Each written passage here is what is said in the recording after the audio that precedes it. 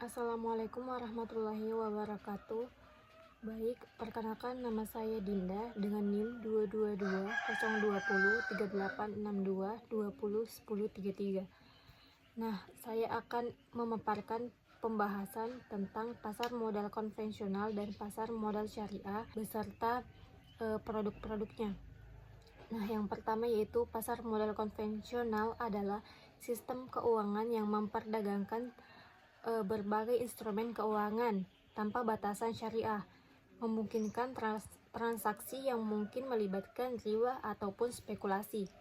Sedangkan pasar modal syariah adalah sistem keuangan yang mematuhi prinsip-prinsip syariah Islam yang menghindari transaksi yang mengandung riba, gharar, dan investasi pada saham yang haram atau menginvestasikan sektor saham yang pada suatu produk yang dilarang dalam ajaran Islam.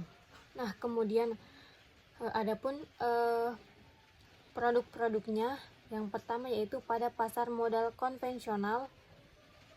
Nah, pada pasar modal konvensional terdapat beberapa produk. Yang pertama yaitu saham, obligasi, reksadana, dan derivatif. Nah, yang pertama itu saham. Saham yaitu bukti kepemilikan atas suatu perusahaan di mana pemegang saham berhak atas dividen dan suara dalam rapat umum pemegang saham. Kemudian yang kedua yaitu obligasi. Obligasi yaitu suatu surat terbit oleh perusahaan atau pemerintah untuk menghimpun dana. Penerbit obligasi membayar bunga terhadap pemegang obligasi. Nah, yang ketiga yaitu reksadana. Reksadana adalah pengumpulan dana dari berbagai investor untuk diinvestasikan dalam portofolio efek seperti saham dan obligasi. Nah, produk pasar modal yang terakhir yaitu derivatif.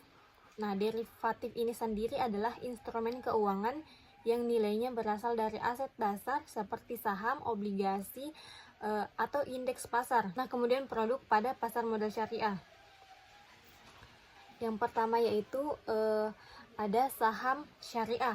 Saham syariah ini adalah saham dari perusahaan yang memenuhi kriteria syariah, tidak terlibat dalam bisnis haram seperti misalnya penjualan alkohol ataupun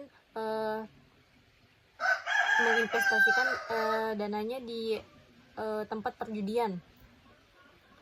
Kemudian obligasi atau sukuk. Sukuk di sini dapat diartikan sebagai surat berharga syariah yang berfungsi sebagai instrumen investasi tanpa bunga. Sukuk memberikan imbal hasil yang didasarkan pada bagi hasil atau sewa. Kemudian yang ketiga reksadana. Reksadana dalam syariah atau reksadana syariah adalah reksadana yang hanya menginvestasikan dana dalam instrumen yang sesuai dengan prinsip syariah. Kemudian produk yang terakhir dalam pasar modal syariah yaitu wakaf. Wakaf di sini adalah investasi sosial yang dikelola oleh kepentingan masyarakat seperti pendidikan dan kesehatan. Dana wakaf ini tidak dimiliki secara pribadi dan digunakan untuk tujuan yang bermanfaat bagi umum. Oke, saya cukup sekian pembahasan yang saya bawakan.